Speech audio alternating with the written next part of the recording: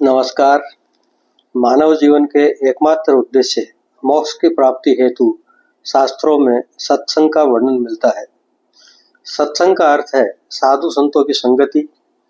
अब वह चाहे भजन रूप में हो, कथा रूप में हो अथवा सत्कर्मों को करने की शिक्षा के रूप में हो, यह सब साधु संतों के सानिध्य से ही प्राप्त होता है। अब संत वैरागी या तपस्वी ही हो यह भी आवश्यक नहीं है। संत तो गृहस्थ रूप में अथवा पशु पक्षी पेड़ पौधे आदि चर अचर रूप से कहीं भी ज्ञान प्रदान कर सकते हैं, परंतु उस ज्ञान को समझने का विवेक मनुष्य को स्वयं ही जागृत करना पड़ता है।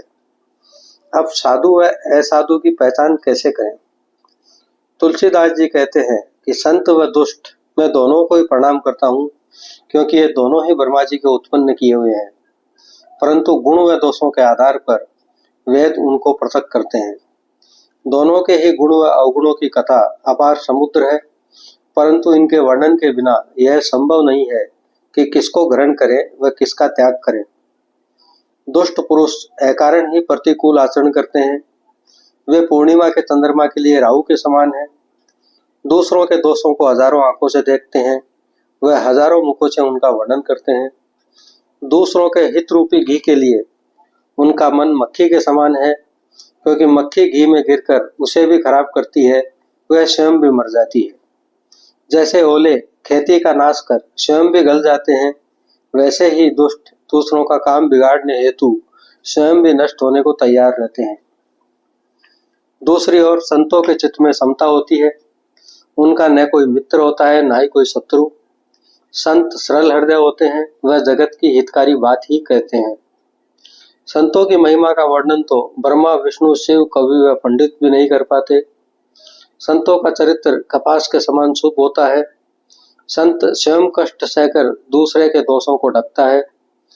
सत्संग के प्रभाव से धूल पवन के संग आकाश में चढ़ जाती है, परंतु अधोगति जल की संगत में आकर पुनः कीचड़ में मिल जाती है।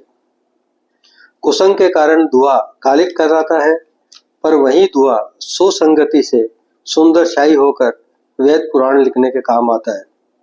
वही धुआं जल अग्नि व पवन के संग से बादल बन जाता है, वह जगत का पालन करता है। ग्रह औषधि जल वायु वस्त्र व महीने के दोनों पखवाड़े कुसंग व सुसंग के कारण ही जगत में भले व बुरे कहलाते हैं।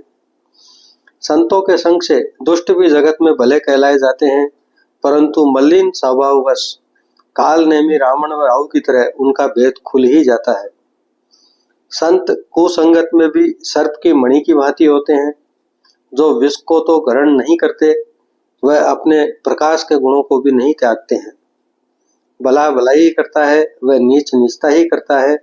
जैसे अमृत की महिमा अमर करने में है, वह विष की मारने में है।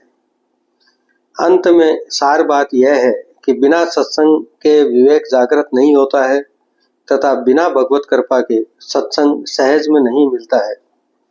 तुलसीदास जी कहते हैं कि राम नाम के जप से ही संत संगति प्राप्त होती है। सत्य संगति ही आनंद व कल्याण की जड़ है। जगत में सत्संग की प्राप्ति ही सिद्धि रूपी फल है, शेष सभी साधन केवल फूल है। सत्संगति ही सत्कर्म की ओर प्रवीण कर मोक्ष का मार्ग प्रदान करती है। आपको हमारा चैनल अच्छा लगा हो तो इसे लाइक शेयर व सब्सक्राइब करना न भूलें।